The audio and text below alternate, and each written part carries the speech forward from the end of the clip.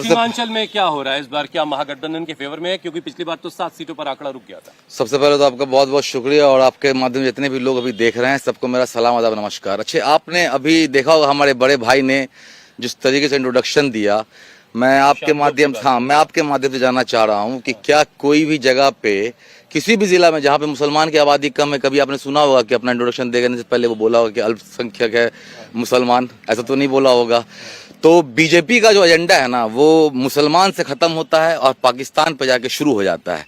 तो इनके पास ये एजेंडा है। दूसरी और सबसे अहम बात, जैसा कि अभी इन्होंने कहा है कि सरकार 20 साल से चली आ रही है और यहाँ पे घुसपैठी का मामला है।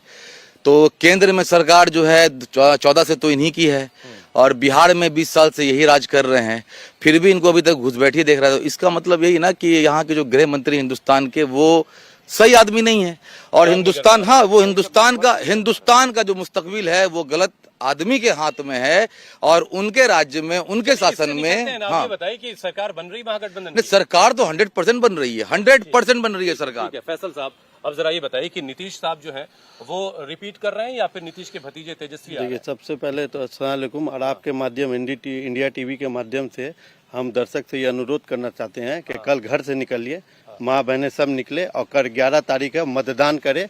जात पात से हट करके डिबेट तो ऐसा चलता रहेगा, वोटिंग परसेंटेज बढ़ाएं और एक मजबूत सरकार को कल लाएं। जी, पूछिए। सुख सागर साहब, जरा ये समझाइए कि अब तो इल्जामों, आरोपों और दावों का टाइम खत्म हो गया, अब तो मतदान होना है भाई। तो पार्टी वर्सेस पार्टी के नजरिए से लोग वोट करने जा रहे हैं, या कुछ मुद्दे भी हैं लोगों के जो लोगों के जहन में, जिसके आधार पर वोट होगा? नहीं, यहाँ किशनगंज जिले में मुद्दे पे कोई वोट नहीं होता। मुद्दे पे वोट नहीं, कोई वोट नहीं होता है। या महागठबंधन को जिताना है, या मतलब एनडीए को जिताना है, या MIM को जिताना है, बस यही मुद्दा है। लेकिन इस बार जो देख रहे हैं, पिछले मरतबे 2025-20 में जो मतलब गोलबंदी करने की कोशिश हो रही थी MIM के अगेंस्ट में, वो इस बार दिखाई नहीं पड़ रहा है। MIM के सभा में जो ओवैसी साहब के सभा में जो भीड़ जुट रही थी, वो भीड़ कहाँ तक उनको जो है वो देखने सुनने वाली है कि वोटर है? नहीं, जो लग रहा है उसमें 70% जो है वोटर ही लगते, वोटर ही था। क्योंकि बगल में अगर कांग्रेस की सभा हो रही है और कुछ ही दूरी पे अगर वहाँ भी सुनने जा रहे हैं। किशनगंज में जो बाहरी तत्व आए, बाहर के लोग जो आए हैं, सनब दशैल ने, भूमिपुत्र नहीं, वो हमेशा आया, बड़े बड़े बात किए, और आवाम को लोकल। प्रशांत किशोर के साथ आप ओवैसी साहब को भी जोड़ रहे हैं? मैं क्या कह रहा हूँ, आप तो समझ रहे हैं खुद।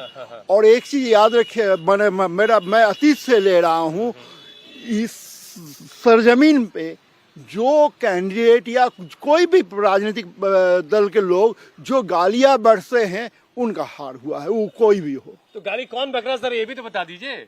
आवाम बोल रहा है।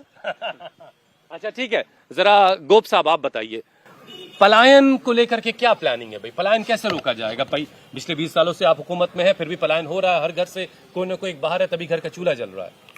कहीं वो वोटिंग में मुद्दा है कि सिर्फ नीतीश मोदी जी को जिताना है और तेजस्वी को हटाना, यही प्लानिंग? देखिए, सबसे पहले तो एक विषय मैं आपके किशनगंज के संदर्भ में रखना चाहता हूँ। महागठबंधन जो बड़े बड़े वादे करते हैं, महागठबंधन के बाद किशनगंज में अपना खुद का प्रत्याशी नहीं है।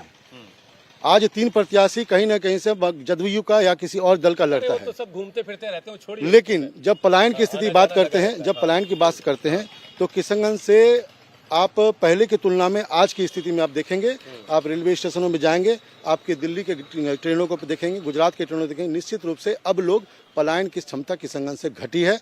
लोग यहाँ पे स्टेबल होने लगे हैं, कहीं ना कहीं से स्थानीय लोग योजनाओं का लाभ ले रहे हैं, और छोटे छोटे व्यवसायों को जो प्रोत्साहन मोदी सरकार और नीतीश सरकार से मिला है, उसका लाभ स्थानीय लोगों को ले रहे हैं। ये जो फैसल साहब, ये जो तेजस्वी ने वादा किया है कि भाई हर घर को सरकारी नौकरी देंगे, ये बात हजम हो रही है? और कितना लोगों पर इसका असर आप देख रहे हैं, और इससे कितना डर लग रहा है? देखिए, पहले तो वो 9वीं पास है, और उनको ये समझना चाहिए कि सरकारी नौकरी क्या होती है। ये वो थोड़ी ना है कि खैरात थोड़ी ना बट रहा है कि हर घर पे ले आकर के दे दिए। नौकरी देने के लिए आपको एजुकेशन चाहिए, ठीक है? नौकरी देने के लिए आपको एजुकेशन चाहिए। और बिहार में क्या एजुकेशन है आज के दिन में? 50% आदमी के पास आज मैट्रिक का सर्टिफिकेट नहीं है। जो हमारे नीतीश कुमार ने शिक्षा को बढ़ावा दे करके यहाँ तक लाया। तो जैसे जो है क्या कहते हैं, जदयू के जो हमारे बड़े भाई ने जो, हाँ, फैसल साहब ने जो क्या बोला कि 9वीं पास, हाँ, तो मैं ये उनके आपके माध्यम से मैं उनसे ही पूछूंगा कि ये जो बोले हैं वो 9वीं पास है, तो पहले ये बता दे कि प्रधानमंत्री जी की डिग्री क्या है, एग्जैक्टली बता दे। आज बड़े मन से मैं उनको पूछना चाहता हूं कि उनकी डिग्री क्या है। दूसरा सम्राट चौधरी जो डिप्टी सीएम है, वो ये आज साबित करवा दे कि वो कितने पढ़े लिखे हैं, वो मैट्रिक वो पास किए हैं कि नहीं, वो लिटरेचर में डॉक्टरेट किए हैं कि नहीं। जिस इंसान को नहीं तो जब डिग्री से पढ़ाई, जब डिग्री से लोग कह रहे हैं कि पढ़ाई लिखाई नहीं होता है, उसका आप क्या कहते हैं आने वाला कल आपको उसको ये क्या कहते हैं बता नहीं पाइएगा, तो फिर आप कैसे क्या कहते हैं इसके बारे में बोल रहे हैं तेजस्वी यादव जी के बारे में 9वीं पास। उनके पास मिशन है, उनके पास ही विजन है, उनके पास मिशन है, उनके पास विजन है। और आने वाले कल में जो उन्होंने इससे पहले जो वादा किया 17 महीने का कार्यकाल में, 17 महीने कार्यकाल में जो उन्होंने वादा किया था वो करके दिखाया। नहीं,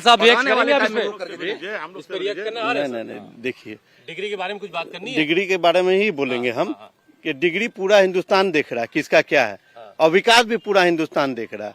17 महीना आपके साथ भी रहे हम लोग। 17 महीना ज्योति कुमार सोनू। ज्योति जी कौन जीत रहा है इस बार जरा बताइए भाई। बिल्कुल यहाँ से प्रचंड मत से एनडीए चारों का चारों सीट जीत रही है। पहला चरण स्पष्ट हो गया है कि 70 से 75 सीट एनडीए यहाँ से जीत रही है और उसी का प्रभाव मुद्दे आधारित वोटिंग होने जा रही है या फिर पार्टी को जिताने? बिल्कुल मुद्दे आधारित पर हो रहा है। पार्टी हमारा सहयोगी है और मुद्दा यही है कि बिहार में जो पिछले 20 वर्षों में जो चमत्कारित विकास हुआ है। मैं इनसे पूछ रहा हूँ, ये श्यामल कुमार दास जी से, कि ये किस कॉलेज से पढ़ के निकले और किस कॉलेज से पढ़े, किस यूनिवर्सिटी से पढ़े, और वो कॉलेज और वो यूनिवर्सिटी किसने बना के दिया? आपने स्कूल इनसे पूछिए।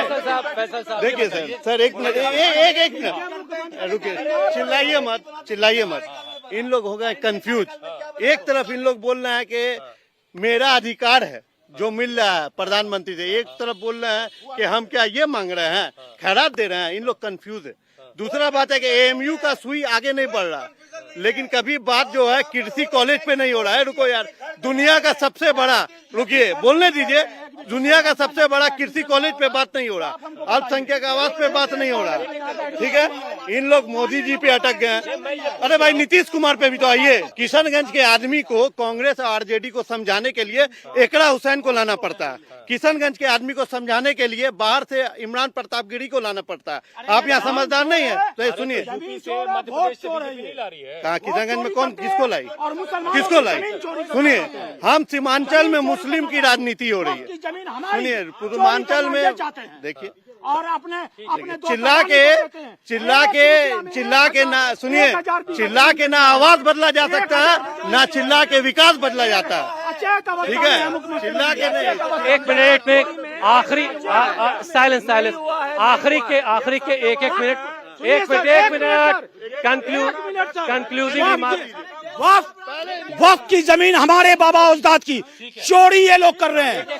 असल बासिंदे हम लोग असल बासिंदे, और वोट चोरी कर रहे हैं ये लोग। 22 तारीख को हम लोग सरकार बना रहे हैं और केंद्र में मंत्री गठित होगी हम लोग की 22 तारीख को, और 165 सीट से हम लोग आ रहे हैं।